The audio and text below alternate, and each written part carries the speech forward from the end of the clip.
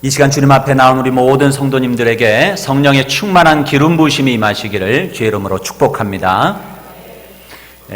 오프라 윈프리라고 하는 미국의 유명한 여성 흑인 방송인이 있습니다. 이분은 2018년도에 세계에 가장 영향력 있는 100인 가운데 포함할 정도로 영향력이 있는 인물입니다. 이분이 자기의 이름으로 진행하는 토크쇼가 있는데 상당한 세월을 그 토크쇼를 진행해 오고 있습니다. 그녀가 19번째 시즌을 시작하던 첫 방송 때에 있었던 일입니다. 방청객의 수가 총 276명이 그 쇼에 참석을 하고 있었습니다. 그런데 방송이 시작할 때에 이 오프라는 그들 모두에게 작은 선물을 주었습니다. 작은 가게에 예쁘게 포장된 선물이었는데 기대감을 가지고 방청객들은 그 작은 상자를 열어보고는 전부 다 깜짝 놀래고 여기저기서 탄성을 지르기 시작했습니다. 그 상자 안에는 고급 중형차의 열쇠가 들어있었기 때문입니다. 사실 이날 방청객들은 그동안 오프라에게 자신이 차가 있어야 되는 이유에 대해서 편지를 보냈던 사람들인데 그 사람들 중에서 이 오프라가 276명을 선정해서 그날 시즌 19가 시작되는 그 첫 방송에 그들을 모두 초청하고 그들에게 고급 중형 승용차를 선물로 준 것입니다. 오프라는 이들을 초대한 이유를 이날 쇼의 주제를 말하면서 이렇게 소개를 했답니다. 아무리 터무니없는 꿈이라도 이루어질 수 있습니다.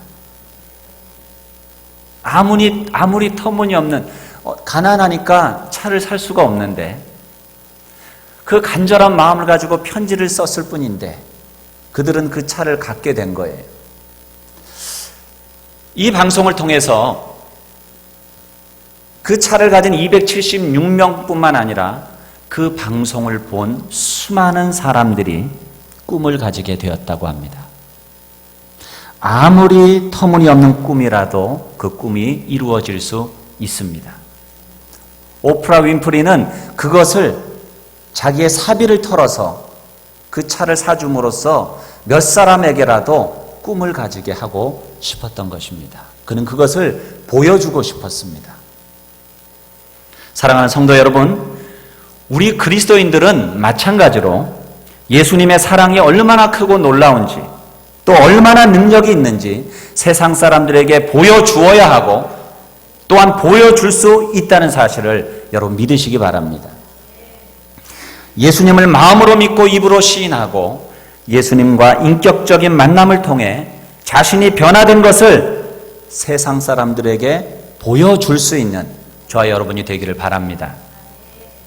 변화된 삶으로 우리의 신앙을 보여주지 못함이 저는 오늘 기독교의 위기를 초래한 가장 큰 원인 가운데 하나라 생각합니다. 오늘날 세상 사람들은 기독교인을 바라볼 때에 그렇게 시선이 곱지 않은 시선을 가진 분들이 많아요. 실상은 자기들하고 똑같이 탐욕을 가지고 있으면서 겉으로만 거룩한 척하는 가식적인 사람이다라고 생각하는 그러한 사람들이 꽤나 있습니다. 그런 기독교인들이 믿음으로 구원받는다라고 아무리 전도해도 당신이나 잘 믿고 똑바로 사세요 하는 소리를 하는 것이에요.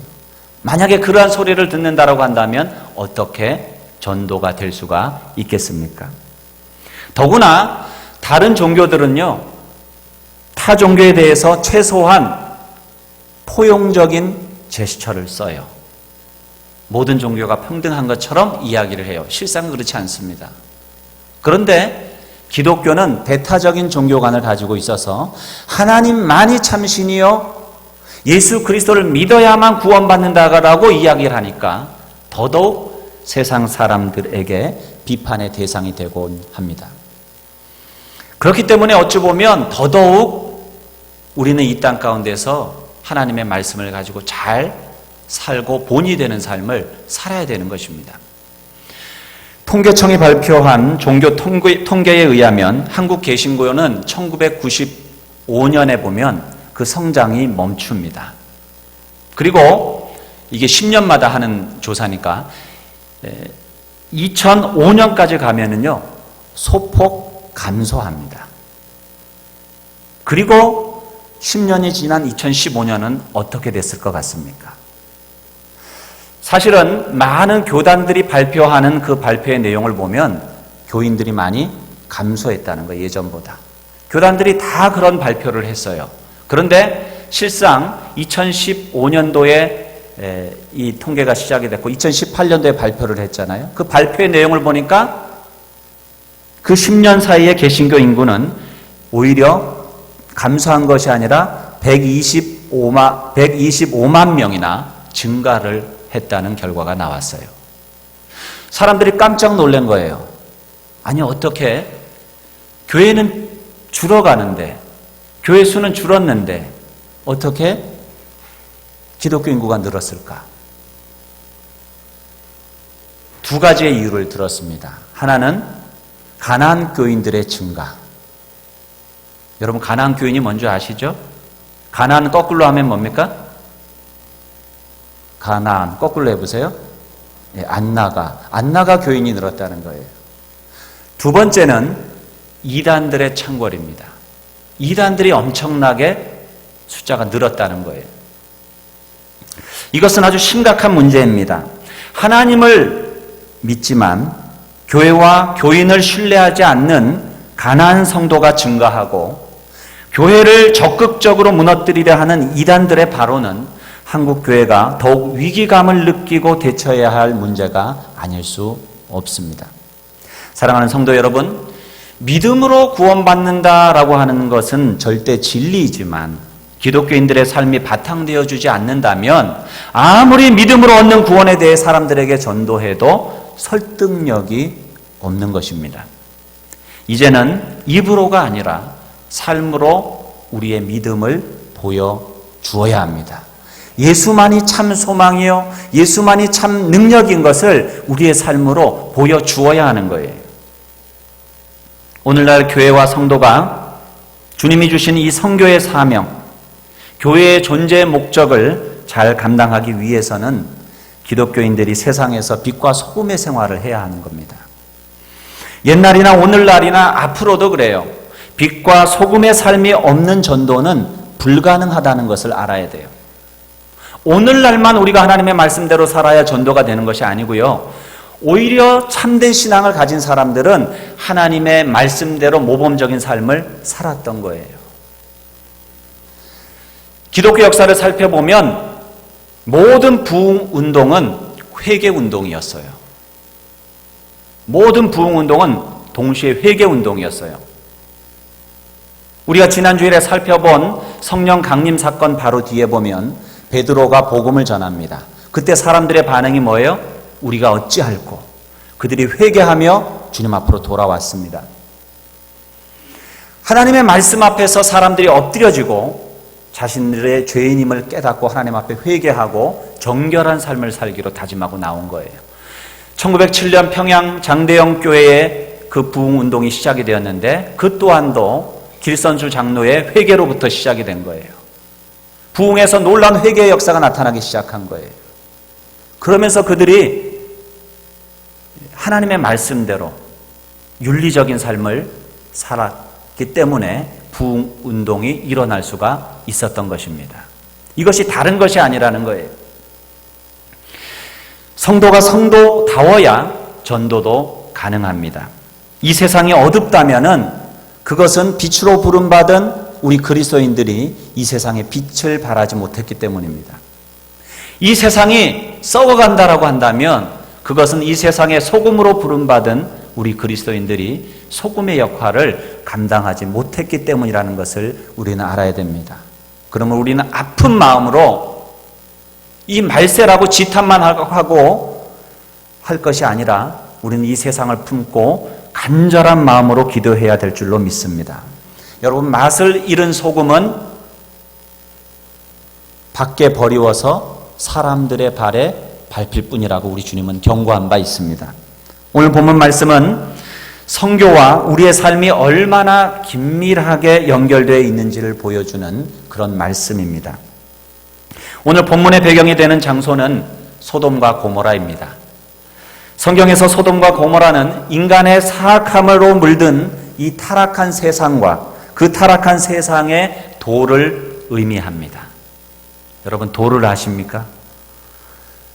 사악한 도. 그것이 소돔과 고모라예요. 그 타락한 세상에서 일어나는 억압과 잔인함은 부르짖음이 되어서 하나님께 들려줍니다. 오늘 본문 20절, 21절에 보면 하나님께서 그 부르짖음을 들으셨다고 했어요. 오늘도 이 세상의 악한 일들에 의해서 부르짖는 그 부르짖음을 하나님은 들으십니다. 하나님은 그 부르짖음을 들으시고 창세기 19장에서 천사들을 보내셔서 소돔과 고모라의 죄악상을 살피게 하십니다. 그때 천사들이 롯의 집에 들어가게 됩니다. 그런데 성경을 읽어보면 그 소돔과 고모라의 사람들이 이 롯의 집에 몰려와가지고는 그 집에 온 손님들, 그 천사들을 내어놓으라. 우리가 그들과 상관하겠다라면서 동성애를 위해 그들을 내어놓으라고 하는 장면이 나옵니다. 여기서 우리는 소돔과 고모라의 변태적이고 또한 잔인한 부도덕성의 단면을 볼 수가 있습니다. 그래서 우리는 타락한 소돔과 고모라 같은 성읍은 유황불로 그렇게 멸망해도 당연하다라고 그렇게 생각하지 않습니까? 너무나도 악하니까, 너무나도 타락했으니까. 그런데 여러분, 성경을 읽어보면 흥미있는 것은 예루살렘과 가버나움이 소돔과 고모라보다 더 악했다라고 하는 말씀이 나와요. 에스겔서 16장 48절에 내 아우 소돔 곧 그와 그 딸들은 너와 내 딸들의 행위같이 행치 아니하였느니라. 내가 그들의 행위대로만 행치 아니하며 그 가증한 대로 행치 아니하고 그것을 적게 여겨서 내 모든 행위가 그보다 더욱 부패하였도다. 예루살렘이 소돔과 고모라보다도 더 부패하였다라고 에스겔 선지자는 경고하고 있어요. 또한 예수님은 마태복음 11장 23절로 24절에서 이렇게 말씀하십니다. 가버나움아, 내가 하늘에까지 높아지겠느냐? 음부에까지 낮아지리라. 내게서 행한 모든 권능을 소돔에서 행하였다면 그 성이 오늘날까지 있었으리라. 내가 너희에게 이르노니 심판날에 소돔 땅이 너보다 견디기 쉬우리라. 그렇게 경고를 하셔요. 여러분, 오늘 우리가 사는 세상은 어떻다라고 생각하십니까? 소돔과 고모라보다 더 깨끗하고 정결한 세상이라고 여러분 생각하십니까? 아니, 소돔과 고모라와 어찌 보면 우리가 사는 이 세상이 유사하다고 여러분 생각되지 않으십니까? 과거에 비해 물질적으로 풍족해졌는지는 모르겠지만 가난한 자에게 거만하고 무례히 행하는 사회입니다. 사회 정의를 말하면서도 억압과 잔인함은 더해만 갑니다. 성적으로 타락하고 죄에 대해서 무감각합니다. 이 세상의 악이 결코 소돔과 고모라보다 더하지 않다고 누가 이야기할 수 있겠습니까? 그렇다고 한다면, 만일 그렇다고 한다면 우리의 받을 벌은 소돔과 고모라보다 더 중할 것입니다. 그러므로 믿는 자들이 경성하여 두렵고 떨림으로 기도해야 합니다. 참으로 하나님의 긍휼하심을 구하며 이 땅이 회개하고 돌아오도록 간절히 기도해야 합니다. 하나님은 소돔과 고모라를 심판하실 것을 말씀하셨습니다. 그러나 그 임박한 심판의 상황에서 하나님은 모든 열방을 축복하시고자 하는 하나님의 궁극적인 목적을 다시 기억하셨습니다. 하나님의 목적은 심판에 있지 않아요. 여러분, 사랑하는 자녀를 죽이기 위해서 때리는 부모가 어디에 있습니까? 잘 되라고, 잘 크라고 징계하는 거예요. 하나님의 심판도 마찬가지입니다. 소돔과 고모라의 멸망은 그들의 죄에 대한 심판이기도 하지만 다른 면에서 보면 하나님이 열방을 축복하시기 위한 방법이기도 한 것입니다. 하나님은 죄악된 세상을 벌하시지만 아브라함과 같이 하나님을 쫓는 남은 자들을 통해서 하나님의 구원의 계획을 이루어 가십니다. 그래서 하나님은 소돔과 고모라를 심판하시기 전에 아브라함을 예비하셨던 것입니다. 단순히 아브라함이라고 하는 개인을 구원하시고 축복하심이 아니라 열방을 축복하시기 위한 것이었습니다. 오늘 본문 18절을 여러분 같이 한번 읽어보겠습니다. 18절입니다. 시작. 아브라함은 강대한 나라가 되고 천하 만민은 그로 말미암아 복을 받게 될 것이 아니냐. 아멘. 아브라함이 강대한 나라가 되면 아브라함만 좋은 것이 아니고 천하 만민이 그로 말미암아 복을 받게 되는 거예요. 내가 부자가 되면 나만 잘 살게 되는 것이 아니고 나와 관계 있는 모든 사람이 잘 살게 되도록 해주는 거예요. 이게 하나님의 복 주시는 이유입니다. 하나님은 하나님의 말씀에 순종하는 자들을 통해서 세상을 구원하시고 축복하기를 원하십니다. 아브라함이 하나님의 말씀을 신실히 쫓았기 때문에 롯과 가족들을 포함해서 아브라함에게 속한 많은 권속들과 자손들이 구원될 수 있었습니다.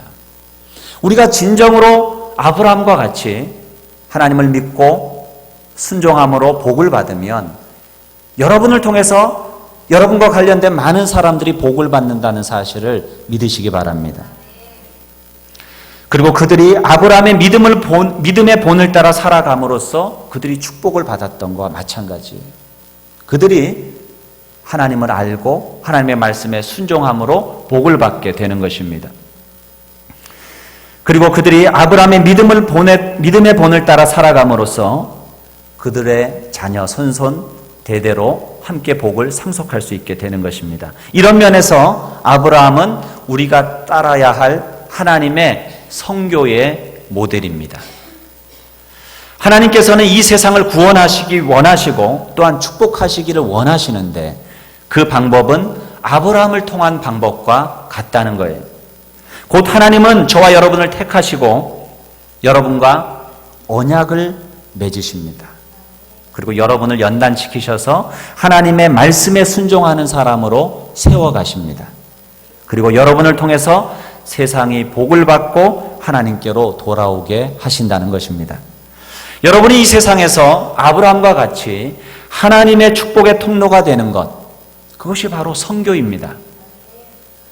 하나님은 예수를 믿는 여러분을 연단시키시고 주님의 말씀에 순종하는 백성으로 만들어서 세상을 구원하고 축복하시기를 원하신다는 사실을 믿으시기 바랍니다. 오늘도 하나님은 소돔의 도로 행하는 사람 중에 주님의 도를 따르는 공동체로 우리를 부르고 계십니다. 주님의 도가 무엇입니까?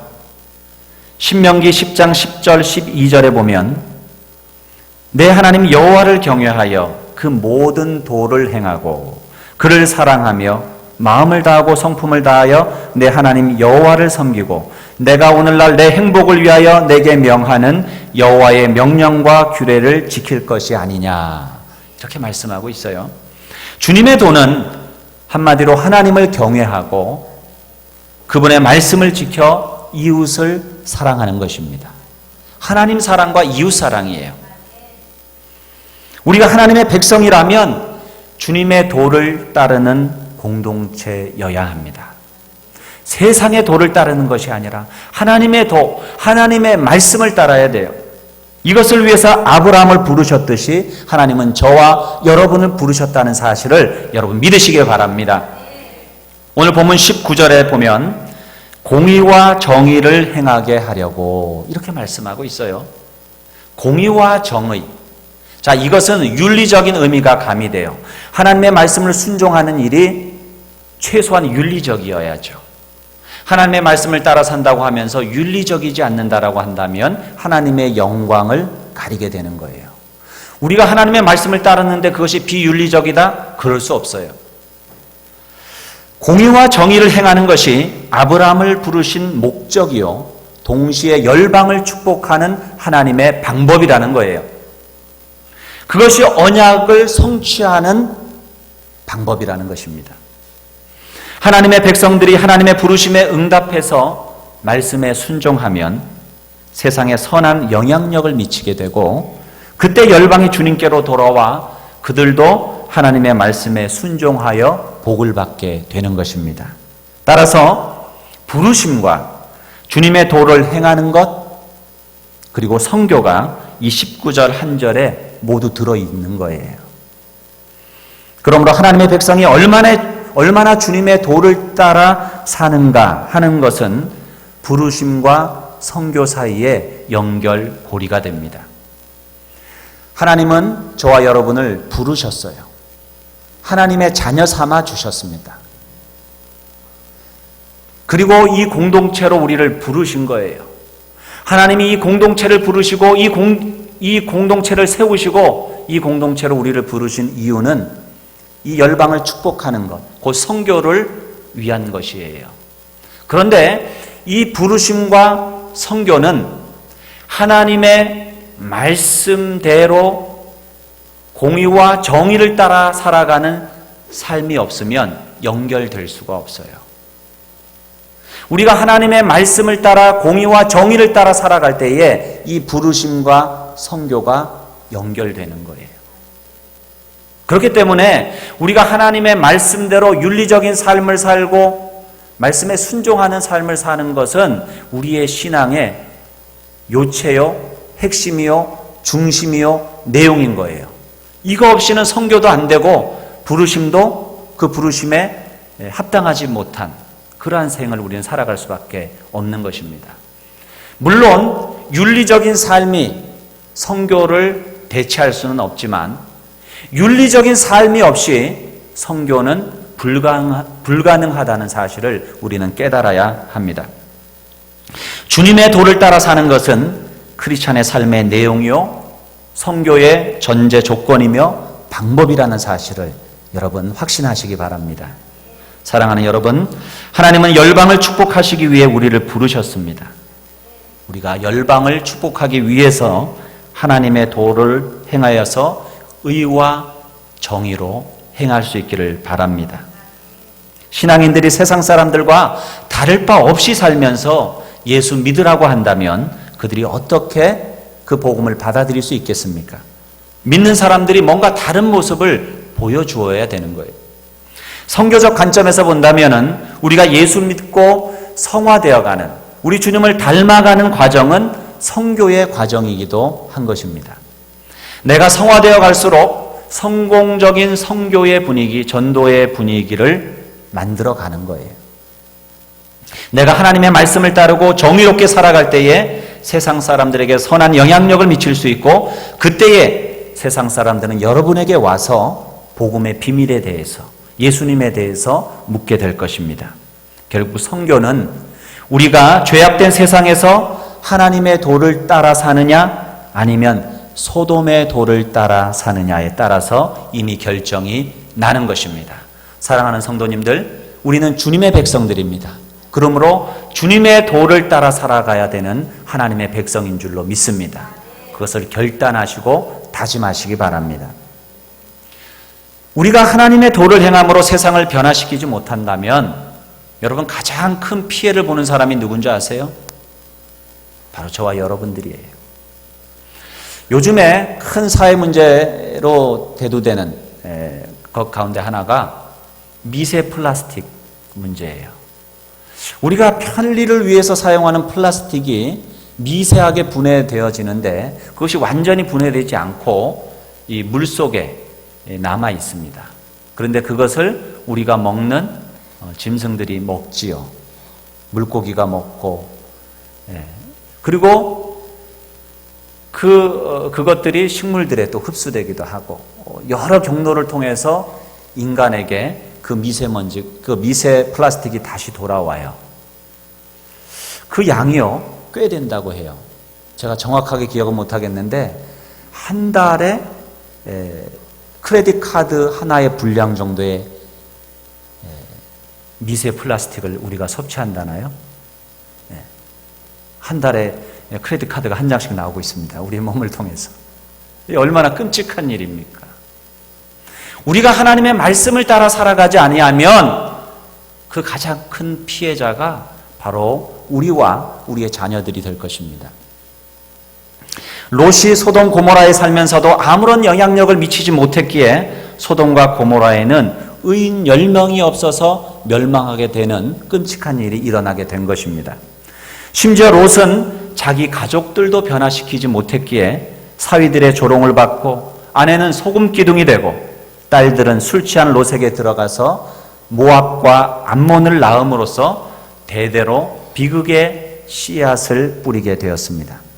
마치 우리가 오염시킨 이 자연 생태계 때문에 우리 자녀들이 앞으로 고통과 어려움 가운데 살아가게 될 것과 마찬가지예요.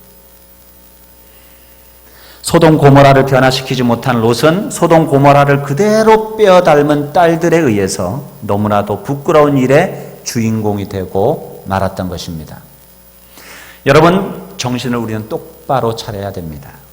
롯이 변화시키지 못한 세상이 롯을 고통스럽게 만들었듯이 여러분이 가족과 친구와 이웃과 이 세상을 변화시키지 못한다면 변화되지 않은 악한 세상이 여러분의 모든 것을 오염시키고 파괴시키게 될 것입니다.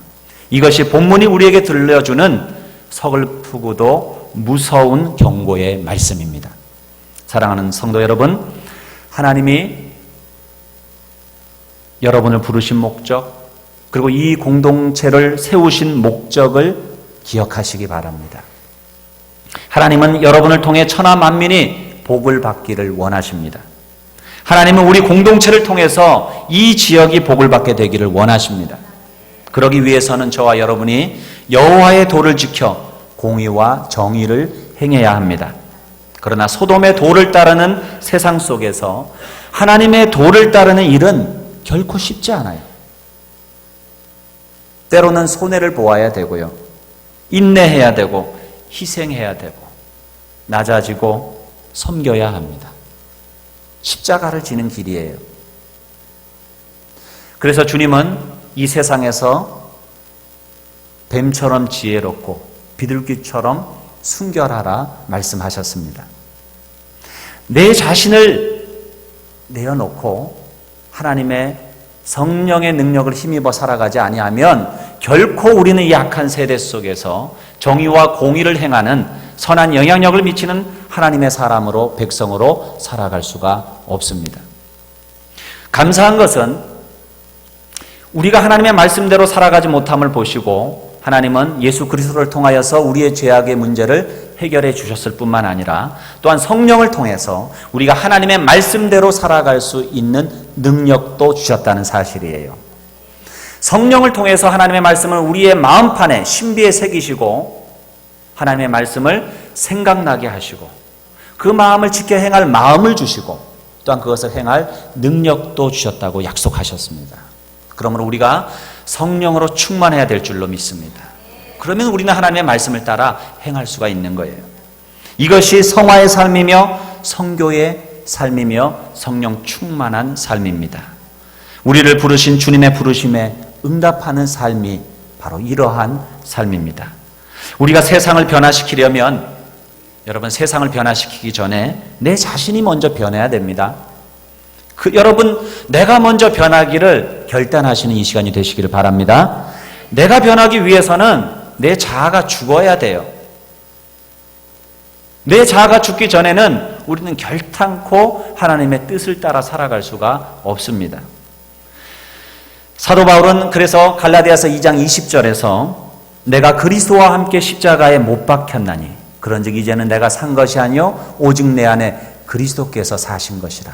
이제 내가 육체 가운데 사는 것은 나를 사랑하사 나를 위하여 자기 목숨을 버리신, 자기 몸을 버리신 하나님의 아들을 믿는 믿음 안에서 사는 것이다. 그렇게 고백을 했어요. 내가 죽고 그리스도가 사는 삶, 그것이 어떻게 가능할까요? 그것은 성령 충만을 통해서 가능한 것이에요. 하나님의 영이신 그리스도의 영이신 예수 그리스도께서 내 마음 가운데 중심에 오셔서 나를 다스리실 때에 우리는 나는 죽고 그리스도가 사는 삶을 살아갈 수가 있는 것입니다. 내가 죽지 않아, 내가 성령 충만하지 않아서 우리는 주님의 부르심에 응답할 수 없는 삶을 사는 것입니다. 내가 죽지 않았기에 하나님의 말씀을 우리는 따를 수가 없는 것입니다. 내가 죽지 않았기에 가정에 문제가 생겼습니다. 내가 죽지 않았기에 교회에 문제가 생긴 것입니다. 우리는 그렇게 생각해야 됩니다. 날마다 자신을 쳐서 그리스도께 복종시키고 말씀을 따라 성령의 인도하심을 따라 살아가는 하나님의 백성들 다 되시기를 바랍니다. 이것이 그리스도인의 삶이요 성화의 삶이며 또한 성교의 삶이라는 사실을 확신하시기 바랍니다. 사랑하는 성도 여러분, 이 시간 저와 여러분을 부르시는 주님의 음성을 들으시기 바랍니다. 그 부르심은 이 세상을 향한 성교의 사명, 이 땅을 축복하라고 하는 부르심이에요. 그러나 그 부르심, 그 사명을 성취하는 길은 하나님의 말씀을 따라 공의와 정의로 행하지 않고는 결코 가능하지 않은 일입니다. 소돔의 도를 따르는 이 세상 가운데서 더더욱 우리는 주님의 도를 따라 살아가기 어렵습니다. 우리가 이 악한 세대 속에서 주님의 도를 따라 살아가지 않는다면 우리 자손이 축복받고 또한 이 세상 가운데서 하나님의 도를 따라 살아갈 수가 없습니다. 우리에게 주신 이 사명을 감당하기 위해서는 우리 교회가 이 선교적 사명을 감당하기 위해서는 오늘 주님의 부르심에 응답하여서 주님의 공의와 정의를 행하기로 결단하여야 합니다. 기독교인은 최소한 윤리적이어야 돼요. 여러분 손해보셔야 돼요. 왜냐하면 이 세상이 악하기 때문이에요. 아멘이십니까? 여러분의 힘으로, 여러분의 노력으로는 불가능합니다. 사실 성령께서 나를 다스려 주셔야 됩니다. 성령님 나를 다스려 주시고 내가 어떤 상황 속에서도 주님의 도로 살아가게 하시고 그 길로 행하게 하여 주옵소서. 믿음으로 다르게 살아가는 것을 이 세상에 보여줄 수 있는 하나님의 백성들, 선교적 사명을 감당하는 주님의 교회가 되시기를 주의 이름으로 축복합니다. 기도하겠습니다. 이 시간 우리 함께 기도할 때에 주신 말씀 가운데에 여러분 결단하시기 바랍니다. 이 세상은 악합니다.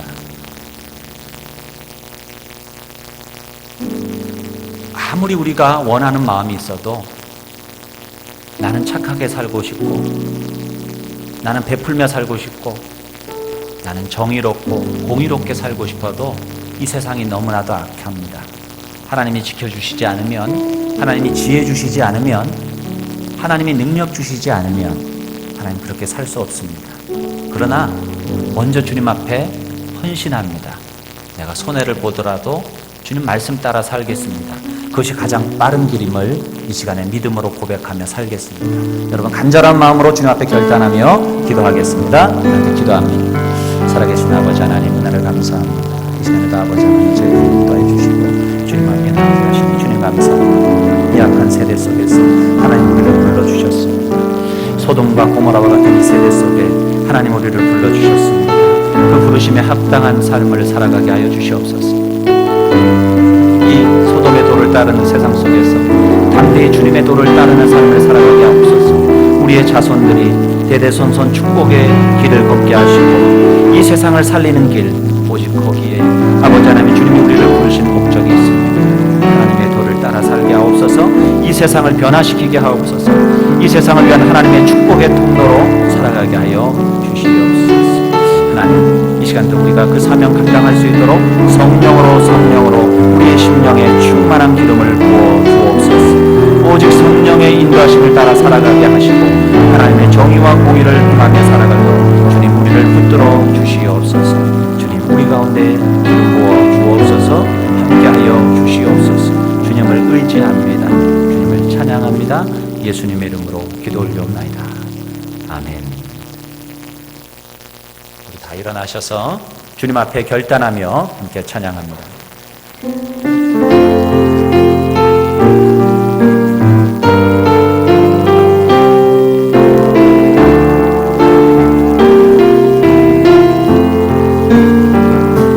진정한 예배가 숨쉬는 교회, 주님이 주인 되시는 교회, 믿음의 기도가 쌓이는 교회, 최고의 찬양을 드리는 교회, 말씀이 살아 움직이는 교회, 성도의 사랑이 넘치는 교회, 성김과 헌신이 기쁨이 되어 열매 맺는 아름다운 교회, 주님의 마음 닮아서 이웃을 사랑하는 교회, 주님의 영광을 위해서 빛 대신 주님 전하는 교회, 사랑의 불꽃이 활짝 피어나 날마다 사랑에 빠지는 교회, 주께서 사랑하는 우리 교회가 이런 교회 되게 하소서. 주님의 마음 닮아서 이웃을 사랑하는 교회, 주님의 영광을 위해서 빛 대신 주님 전하는 교회, 사랑의 불꽃이 활짝 피어나 날마다 사랑에 빠지는 교회, 주께서 사랑하는 우리 교회가 이런 교회 되게 하소서. 기도하겠습니다. 이제 평안한 마음으로 여러분의 삶의 현장으로 돌아가십시오. 선한 일에 용기를 가지며 악을 악으로 갚지 마십시오. 항상 연약한 자를 도우며 병든 자를 찾아보며 곤란당하는 이웃을 위로하십시오.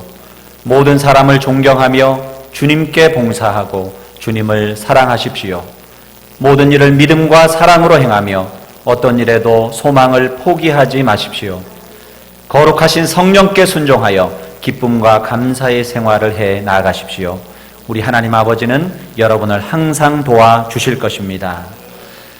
이제는 교회의 머리 되신 예수 그리스도의 그 크신 은혜와 하나님 아버지의 무한하신 사랑과 성령의 감화 감동 충만하신 은총이 하나님의 도를 따라 세상을 변화시키고 세상을 위한 하나님의 축복의 통로로 사용되어지기 위하여 그 말씀 따라 살기로 다짐하는 여기에 머리 숙인 사랑하는 성도님들 머리마다 저들의 가정과 직장과 학업과 사업과 그리고 우리 공동체 위에 나라와 민족 위에 이제로부터 영원토록 함께 하시기를 간절히 축원하옵나이다. 아멘.